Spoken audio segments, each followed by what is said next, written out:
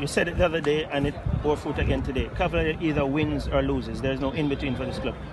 Based on the law of averages and what we've been seeing, we sort of expected Cavalier to win, especially against a team like Molynes, low on confidence. But tell us your thoughts about how the team played today.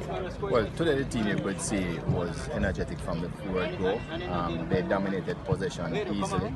I'm still just a bit disappointed. They were not able to convert some of the chances that we had, especially in the first half. But as you know, football is a game that even a 2-0 is still a good victory. So we're thankful for it. And we saw Pearson make his debut for Cavalier today. He did a lot on the ball. He was responsible for the set plays. Tell us why you gave him that kind of responsibility on debut. Well, first of all, I must say, that's one of the best acquisitions we had for this year. I mean, we chased him down relentlessly, and we got him because he clearly fit into the profile that we have, that type of touch player, thinking, very intelligent player.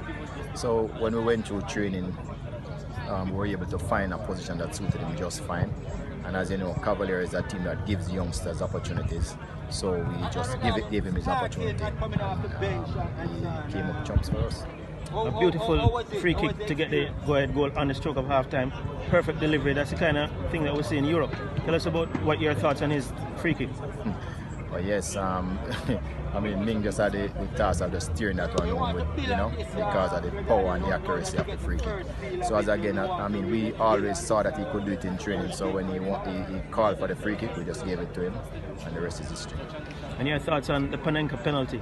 First opportunity at goal in the Premier League, and he goes for a Panenka. Yes, I mean, the truth is, this is what coaches, like everybody like to see. That is what the public comes out to see. Of course, he did it so well. We're just happy he did nothing else happened, but I mean, I was very pleased with what I saw. A lot of confidence there, and this is what the public comes out to see. Of course, you need to win match, but the public need to be entertained. Right, and obviously now you'll be looking to want to run a wins now, because certainly you want to stay in touch with the top. A couple of teams at the top drop points. It's an opportunity for to really close the gap. Oh, definitely. But next week we really have a hard match in Mount Pleasant, so we're getting ready for that game. If we're able to get a run, I think we'll be catching the leaders soon.